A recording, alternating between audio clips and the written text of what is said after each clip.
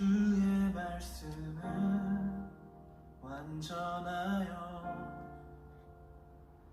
내 영혼 소성시키며 주의 말씀은 확실하여 우둔한 날 지혜롭게 주의 말씀은 정직하여 내 마음 기쁘게 하며 주의 말씀은 순결하여 나의 눈 밝게 하시네. 주의 말씀은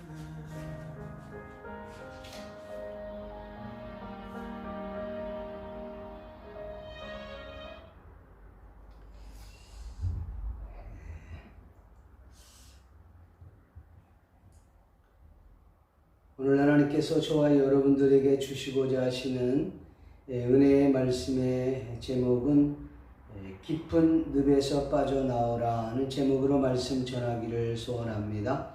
이 말씀을 읽고 듣고 보는 가운데 성령 하나님의 폭포수와 같은 은총이 저와 여러분들 심령 가운데 넘쳐날 수 있기를 존귀하신 예수님의 이름으로 간절히 축원합니다. C.S. 루이스의 책 가운데 스크루 테이프의 편지라고 하는 책에서 이와 같은 이야기가 나옵니다. 고참 악마였던 스크루 테이프가 자기의 조카인 웬 우드의 조카 악마에게 인간을 넘어뜨릴 수 있는 간교한 유혹에 대해서 이렇게 설명을 합니다. 그가 제시한 중요한 목표는 큰 죄를 짓게 하지 마라, 사소한 죄를 반복해서 짓게 하라 라는 것이었습니다. 그는 이렇게 이야기합니다. 기억하라. 너의 가장 중요한 임무는 사람이 우리의 대적자인 하나님과 분리되도록 만드는 거란다. 죄들이 얼마만큼 사소한 것인지는 중요하지 않단다. 아무리 사소한 죄들이라도 그것들이 자꾸 쌓이면 사람은 빛으로부터 멀어지게 되고 공허함 속으로 들어가게 되어 있단다. 사람을 지옥으로 보내기에 가장 좋은 방법이 무엇인지 아느냐? 서서히 죄를 짓게 만드는 거란다. 갑작스러운 전환점도 없이, 획기적인 사건도 없이, 뚜렷한 길잡이도 없이 완만한 경사에서 가벼운 발걸음으로 죄에 차곡차곡 들어가게 하는 것이란다. 무서운 이야기가 아닐 수 없습니다. 우리가 예전에 옛말에 이런 말이 있습니다. 개구리를 잡는데 개구리를 뜨거운 물에 집어넣으면 개구리에 펄쩍 뛰어 도망간다는 거죠. 그러나 미지근한 물에 개구리를 집어넣으면 개구리는 자기가 죽는 줄도 모르고 서서히 헤엄치다가 그곳에서 익어서 죽게 된다는 것이지요. 성경은 말씀합니다. 잠언 3장 7절 8절 말씀에 보면 스스로 지혜롭게 여기지 말지어다. 여호와를 경외하며 악을 떠날지어다.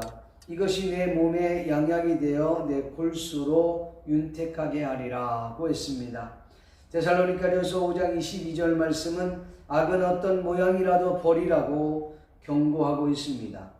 또한 요한복음 17장 15절에 보니 내가 비옵는 것은 저희를 세상에서 데려가시기를 위함이 아니요 오직 악에 빠지지 않게 보존하기를 위함이니 라고 했습니다. 또한 로마서 2장 21절에 보니 악에게 지지 말고 선으로 악을 이기라고 선포하고 있습니다. 에바브라의 그 보고를 통해 들은 골로새 성도들이 보여준 신앙의 진보에 대해 바울 사도는 기도할 때마다 또 생각할 때마다 감사했습니다. 또한 골로새 성도들과 교회가 영적으로 성장할 수 있도록 바울 사도는 끊임없이 기도했다고 지난 2주간 동안의 말씀을 전했습니다. 오늘 읽은 본문이 계란으로 비유한다면 계란의 노린자와 같은 부분입니다. 앞에서 언급했던 것은 서론에 불과한 것입니다. 지난 시간에 이어서 골로새서 교회에, 이 골로새 교회에 이단 사상들이 들어와서 이 교회를 어지럽히고 성도들의 신앙을 해치고 성도들의 신앙을 흔들거리게 한다는 이 이야기를, 그런 상황을 알고 있었던 바울 사도는 본격적으로 그들의 사상과는 비교가 될 수 없는 예수 그리스도에 대한 우월성에 대한 이야기를 본문에 설명하고 있습니다. 저는 이 본문을 가지고 2주간 동안 말씀을 전하려고 합니다. 이 바울 사도는 이 본문을 통해서 우리가 믿고 있는 예수 그리스도, 우리의 신앙의 대상인 예수 그리스도에 대해서 아주 쉽게 그리고 구체적으로 그리고 화려한 미사어구를 쓰지도 않고도 간단 명료하게 설명하고 있는 것을 발견할 수가 있습니다. 이 본문을 생각해 보면서 함께 은혜를 나누려고 합니다. 바울 사도가 이 골로새 성도들에게 예수님이 어떤 분인가를 설명하는데 그 설명했던 내용들을 함께 나누어 봅시다. 먼저 우리가 생각할 수 있는 것은 흑암의 권세에서 건져주신 예수님이십니다. 본문 13절에 보니까 그가 우리를 흑암의 권세에서 건져내사라는 말이 있습니다. 하나님은 옛 언약의 아래에서 자기 백성을 애굽에 이집트에서 종살이하고 있을 때에 그들을 구하셨던 것처럼 자기 백성들을 흑암의 권세에서 또는 사탄과 이 악한 세력의 영향으로부터 영역으로부터 건져내셨다는 말씀입니다. 이스라엘 백성들이 애굽으로 이주해 갔을 때에는 사실은 종이 아니었지요. 바로의 총애를 받고 있었던 요셉이 있었기 때문에 그들은 오히려 특권층으로 불리게 되었습니다. 유대인들은 목축업을 했던 사람들이었잖아요. 애굽에서 목축업하기에 가장 좋은 땅이 어딘가? 나일강 근처인 고센 땅이었습니다. 그래서 요셉의 덕분에 그들은 총애를 받고 또한 특권층으로 불리움을 받으면서 고센 땅에서 그들은 거할 수 있게 되었다는 것이지요. 그러나 얼마 지나지 않아 요셉을 알지도 못하고 기억도 못하는 왕이 등장을 했습니다. 그가 바로 바로였다는 거죠. 누가 그러더군요. 세상에서 제일 일찍 왕이 된 왕이 누구냐 그랬더니 바로 왕이다. 바로 왕이 됐다는 말이죠. 이스라엘 백성들의 비극은 여기서부터 시작이 됩니다. 이스라엘 백성들은 원래 종이 아니었습니다. 애굽으로 이주한 이민자에 불과했던 것이지요. 스스로 애굽으로 찾아 들어간 것이지 여느 사람들과 다른 것처럼 이게 종으로 끌려서 들어간 것이 아니에요. 붙잡혀 온 것이 아니었단 말이죠. 그러나 이스라엘 백성들은 자신들은 이민자, 종이 아니라 이주민자다라고 생각하고 있었다는 것이죠. 여기에서 우리는 이스라엘 백성들의 그 딜레마를 찾아볼 수가 있습니다. 그들은 애굽에서 종의 대우를 받으면서도 스스로 생각하기를 우리는 종이 아니라 이민자, 이주민자에 불과하다라고 생각을 했던 것이죠. 여러분, 예수님을 믿는 이들이 상당 퍼센트가 스스로가 자신을 잘 모르고 있다고 하는 것이지요. 이스라엘 백성들이 자신들이 종살이를 하고 있으면서도 불구하고 스스로 종이라 생각하지 못했다는 거지요. 마치 예수님을 믿는 자들이 자신이 사탄의 종 노릇하면서 사탄의 종이 아니고 사탄의 노예가 아니라고 말하면서 오히려 사탄을 위해서 헌신하면서도 그들은 자신은 사탄의 종이라고 생각하지 않는다는 거죠. 그럼에도 불구하고 스스로 그들은 하나님의 일을 한다고 착각하는 경우가 많습니다. 지난번에 제가 동경교회를 찾아가서 보게 되었는데 그 동경교회에 갔을 때에 물론 설교는 할 수 없었습니다.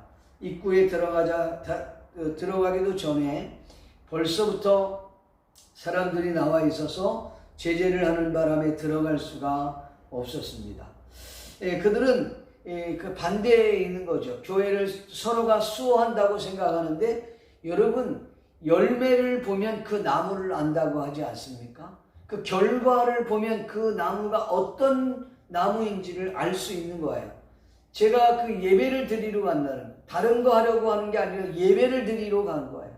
설교하러 간 거예요. 그거를 막는 자체는 이건 주님이 기뻐하지 않는 것이죠. 예. 우리 모두 다 예배할 수 있는 거잖아요. 근데 그걸 막느라고 아주 눈에 불을 켜고 있습니다. 얼굴을 보면 그 얼굴이 막 이 물그락불그락 해지고 그 마귀 사촌 비슷한 얼굴을 하면서 막 어떤 사람은 막 신경질을 내고 입에 담을 수 없는 욕을 하고 뭐 얼굴에는 도끼가 가득 찬 그런 모습들을 보면서 너무나도 마음이 아팠습니다. 여러분, 그들은 자신들이 하고 있는 일이 잘 몰라요. 지금 자신들이 하는 일들이 마치 하나님의 일을 하는 것처럼 착각하고 있을 때가 있다는 거지요. 이런 경우는 자신들을 돌아봐야 된다는 거죠. 자신의 눈앞에 있는 것만 보고 있기 때문에 잘 모르고 있는 것이죠. 이럴 때 가만히 자기 자신들을 돌아볼 때 보면서 질문을 해야 돼요. 나는 지금 누구의 일을 하고 있는가? 하나님을 기쁘게 하고 있는가? 아니면 나의 일을 하고 있는가? 좀 더 깊이 말하면 열매를 보면 하나님을 기쁘게 하는 것인지 아니면 사탄을 이롭게 하고 있는 것인지 금방 알 수가 있는 거예요. 그런데 의외로 많은 그리스도인들이 자신을 돌아보지 못하고 눈앞에 있는 이익만을 추구하며 달려갑니다. 사랑하는 성도 여러분, 스스로 깊이 여러분에게 묻고 싶습니다. 나는 과연 깊은 늪에 빠져 있지는 않은지.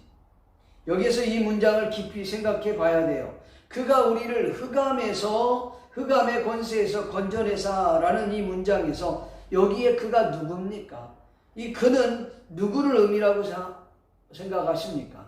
예수 그리스도이십니다. 그분이 우리를 흑암의 권세에서 건져냈다는 말이죠. 이스라엘 백성들은 자신들이 애굽에서 종살이를 하고 있음에도 불구하고 스스로 종이라고 생각하고 있지 않았다는 거죠.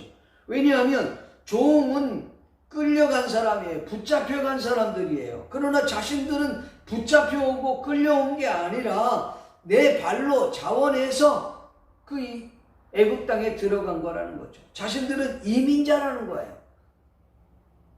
종이 아니라는 거예요. 우리는 한때 특권층으로 불림을 받았던 거예요. 과거에 이렇게 완전히 사로잡혀서 과거만을 자랑하고 있다고 하는 거지. 여러분, 누가 나를 애굽의 종이라고 말하냐 하면서 외치는 거예요. 여러분, 한번 우리 스스로를 물어봐야 돼요. 당신이 지금 이 애굽에서 종의 대우를 받고 있는가? 아니면 백성, 국민의 대우를 받고 있느냐? 지금 이스라엘 백성들이 애굽 땅에서 종의 대우를 받고 있습니까? 아니면 국민의 대접을 받고 있는 것입니까? 국민의 대접을 받으면 종 아닙니다. 그러나 종의 대우를 받고 있으면 그들은 종이라는 것이지.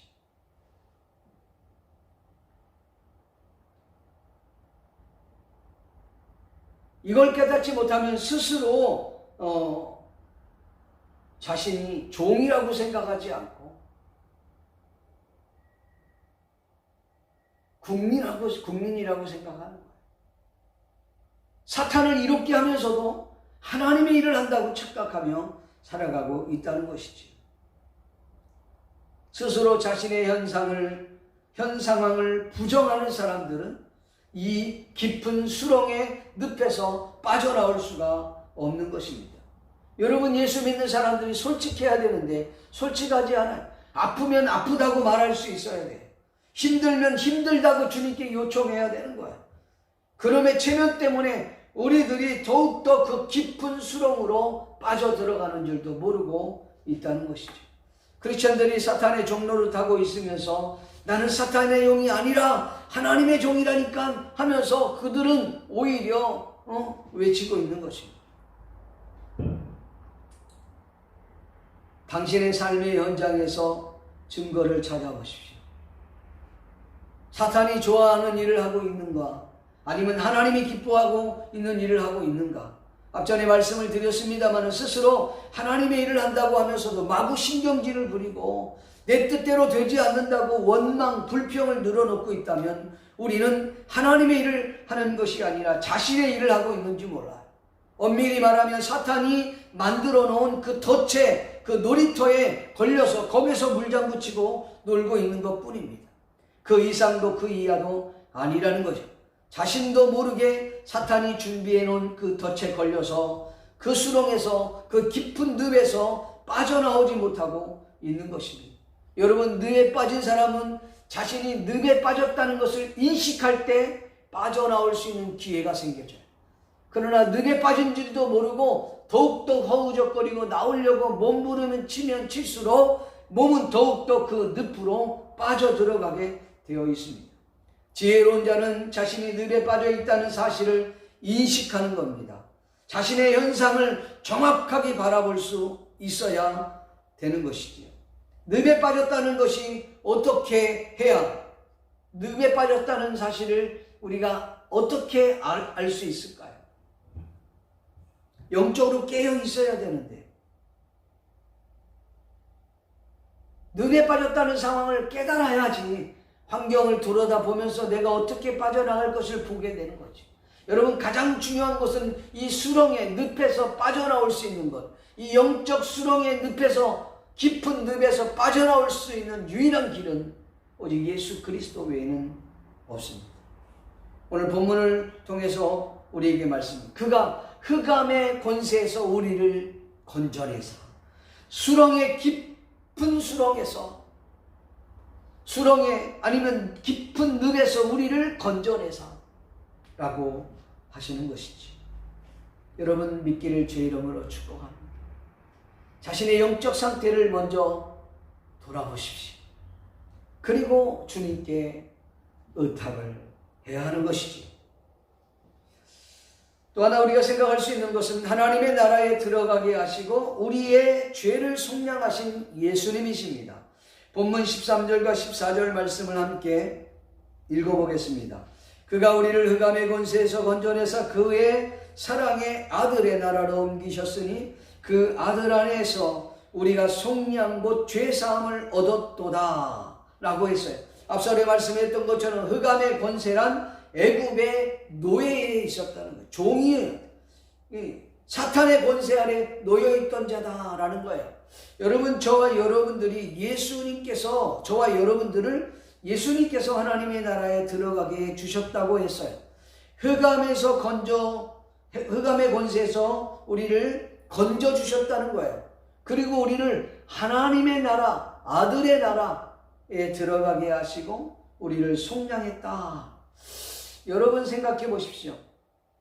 어떻게 우리가 하나님의 나라에 들어갈 수 있겠습니까?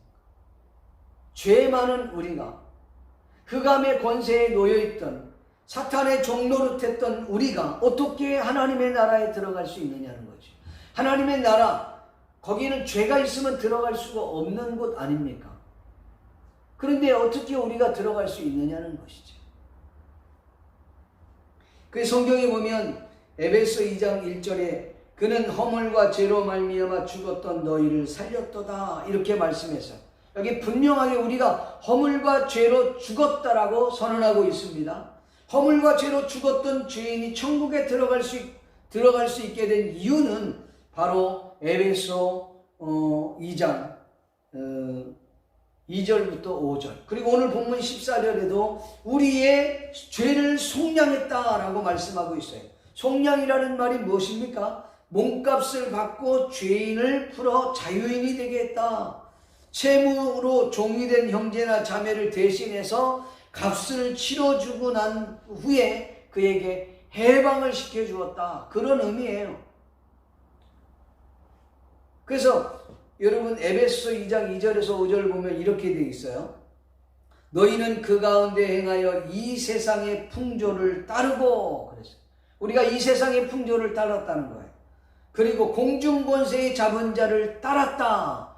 사탄을 따라다니는 종이었다 이 말이에요. 불순종의 아들들이었다는 거예요.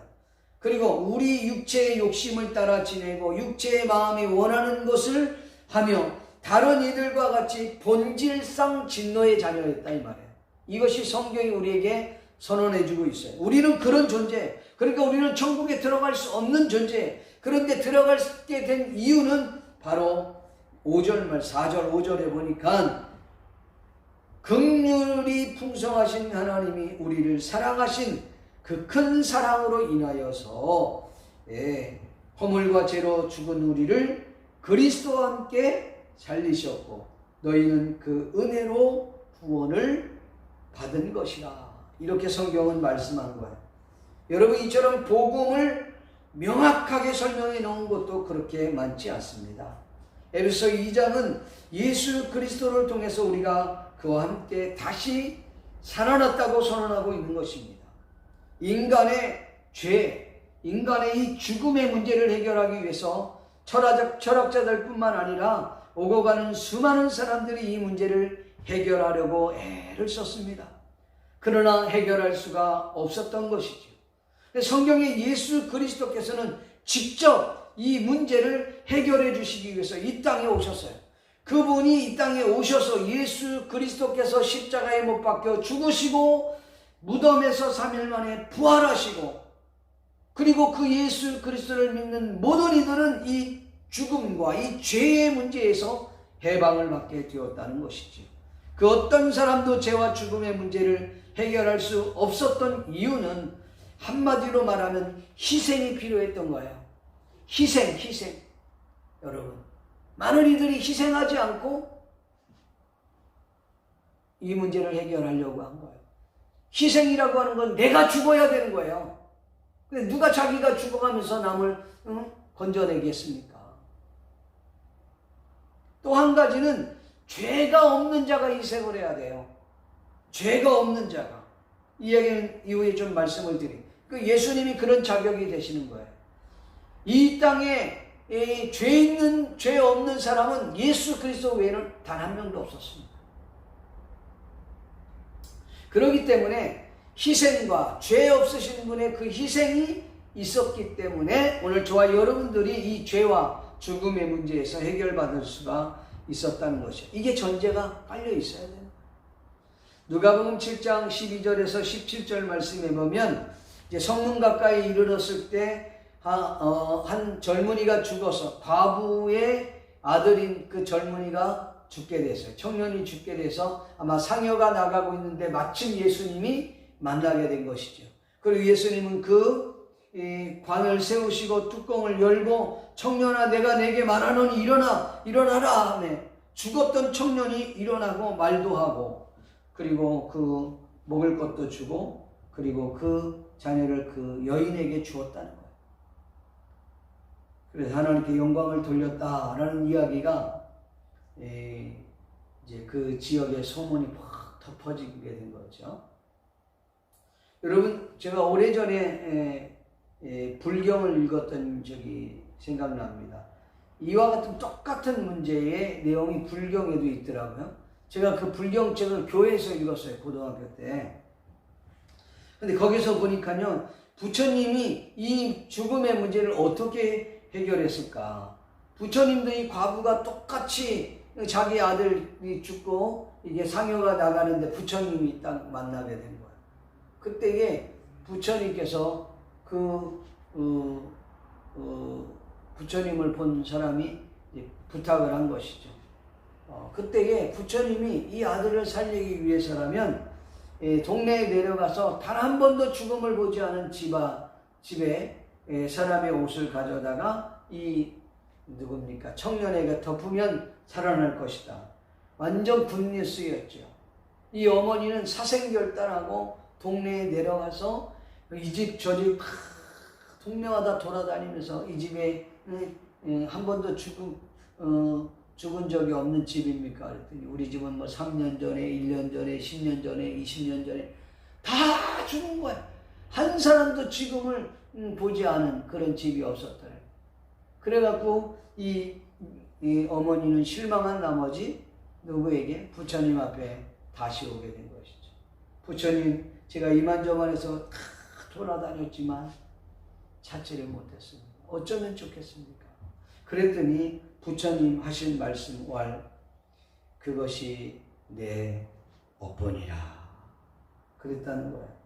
여러분, 예수님과 부처의 차이점이 바로 이런 거예요. 누가 그러더군요. 예수님과 부처, 기독교와 불교의 차이점을 논하라 그랬더니 헤어스타일이 다르다는 거예요. 여러분, 예수님은 전능하신 분이십니다. 부처는 피조물입니다. 예수님은 생명의 주관자이십니다. 부처는 죄로 말미암아 죽어야 하는 죄인에 불과하다는 것이지요. 죄와 죽음의 문제를 해결하기란 인간으로서는 불가능한 것입니다. 그래서 하나님께서 예수 그리스도를 저와 여러분들을 위해서 이 땅에 보내주신 거예요. 그래서 예수님은 완전한 하나님이시고 완전한 인간이에요. 참으로 이건 이해할 수 없는 분이죠. 네. 왜 그럴까? 모든 인간은 남녀에게서 태어났어요. 그렇지요? 그런데 남녀에게 태어났지만 인간이 죄인인지라 그 죄로 말미암아 태어날 수밖에 없었어요.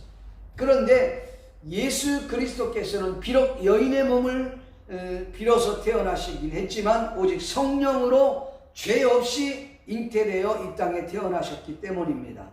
그래서 예수님만이 인간의 죄와 죽음의 문제를 해결할 수 있는 유일한 자격자가 되는 것입니다.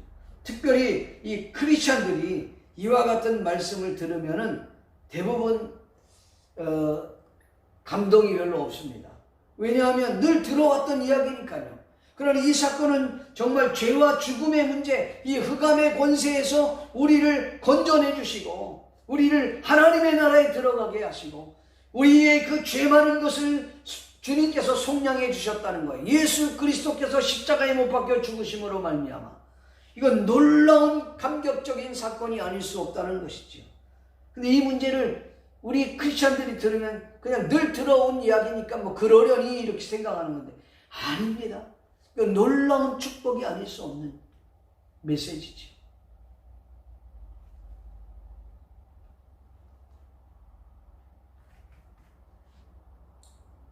그래서 사탄은 이와 같은 문제를 그걸 크리스찬들이 깨달을까봐 우리에게 계속적으로 공격해 오는 것입니다. 모든 인류는 이 문제를 해결하기 위해서 해결하려고 무척이나 애를 썼어요. 그러나 해결할 수 없었어요. 그러나 오직 예수 그리스도 외에는 해결할 사람이 없었다는 것이죠. 오늘 저와 여러분들은 그 놀라운 축복을 그냥 무상으로 누리게 되는 축복을 받게 된 것입니다.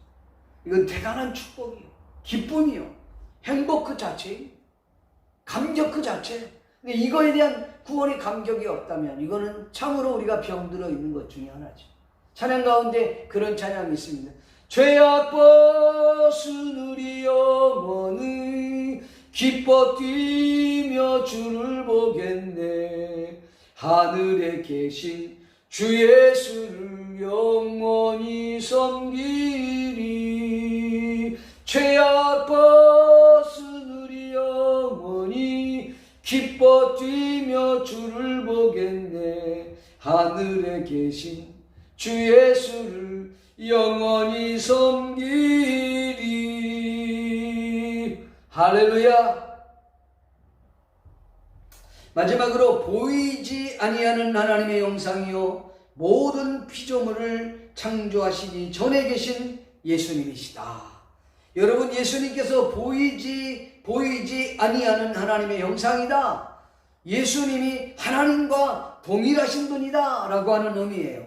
요한복음 14장 7절에서 12절 말씀에 보면 너희가 나를 알았다면 내 아버지도 알았으리라. 이제부터 너희가 그를 알고 또 나를 보았느니라. 그랬더니 빌립이 아버지여, 주여 우리에게 아버지를 좀 보여주십시오. 그렇게 얘기하니까 예수님께서 하시는 말씀 내가 나를 알지 못하느냐. 나를 본 자는 아버지를 보았거늘 어찌하여 아버지를 보이라 하느냐 이렇게 말씀해.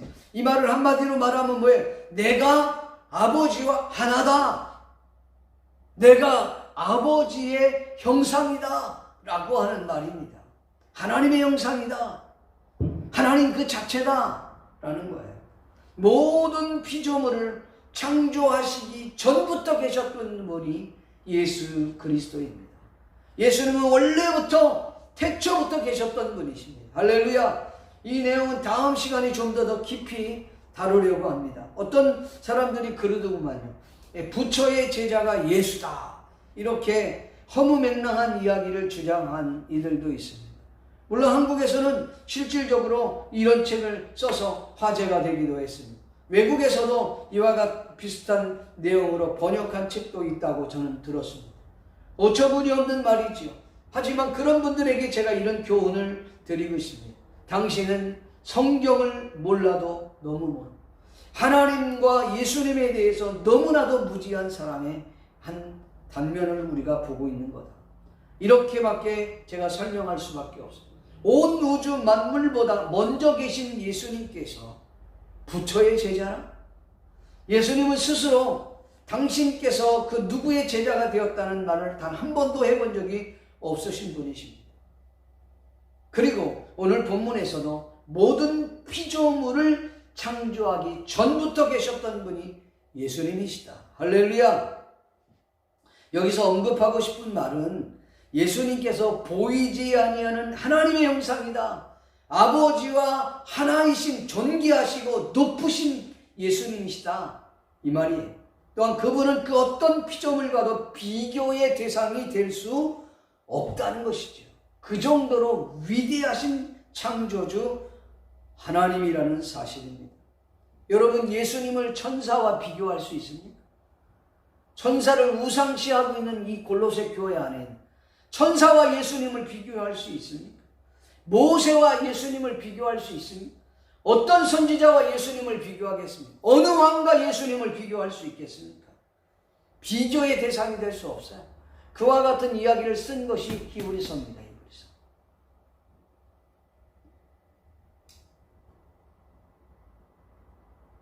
여러분, 예수님께서 그런 창조주 하나님을 부처의 제자라고 말하니 얼마나 기도 안 차는 얘기겠습니까? 사랑하는 성도 여러분, 예수님께서 하나님의 형상이라고 하셨다면 오늘날 저와 여러분들 또한 하나님의 형상대로 지음받은 존재라는 사실 믿기를 축원합니다. 그러므로 저와 여러분들도 이 세상에서 하나님의 형상대로 지음받는 자로서 작게는 가정에서 넓게는 공동체 사회 속에 더 나아가 이 세상에서 빛과 소금의 역할을 감당하시는 성도님들이 되시기를 주의 이름으로 축복합니다. 또한 믿는 하나님의 자녀로서 이 세상에서 비굴하게 사는 존재가 아니라 하나님의 형상을 소유한 자로서 당당함과 자신감을 가지고 이 땅에서 생육하고 번성하고 또한 정복하고 다스리는 믿음의 사람들이 되시기를, 축복의 샘플들이 되시기를 존귀하신 예수님의 이름으로 간절히 축원드립니다. 말씀을 맺기를 소원합니다. 사랑하는 성도 여러분, 바울 사도는 이 골로새 교회 성도들에게 우리가 믿고 있는 대상이 바로 예수 그리스도임을 선포하고 있습니다. 예수님은 그 어느 누구와도 비교할 수 없는 위대하신 분이심을 말씀하고 있습니다. 예수님은 우리를 흑암의 권세에서 건져주셨을 뿐만 아니라 하나님의 나라에 들어가게 하신 분이시고, 뿐만 아니라 우리의 죄를 속량해 주셨으며, 그리고 사탄의 권세에서 하나님의 자녀로서 신분을 완전히 바꾸어 주셨다는 것이지요. 그리고 예수님은 보이지 아니하시는 하나님의 형상이시라고 오늘 성경은 선포하고 있는 것입니다. 사랑하는 성도 여러분, 오늘 저와 여러분들이 믿음 안에서 살아갈 수 있기를 존귀하신 예수님의 이름으로 간절히 축원합니다. 기도하겠습니다. 고마우시고 자비로우신 아버지 하나님, 주님의 은혜와 은총을 감사합니다. 오늘도 주의 말씀을 들을 수 있도록 은혜 허락하여 주심을 감사합니다. 이 말씀이 우리를 사로잡게 하시고 이 말씀이 우리의 삶을 변화시킬 수 있게 해 주시옵소서. 그렇습니다. 하나님 영광을 받아 주시옵시고 축복하시고 하나님의 영광이 나타나도록 은혜 베풀어 주시옵소서. 감사하고 예수님의 이름으로 기도하옵나이다. 하늘 끝에 올라가도 저 바다 끝에 거할지라도 주 거기에 계시네.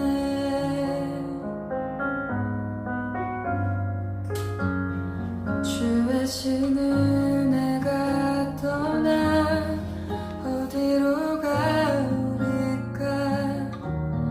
주 모든 것 아시오니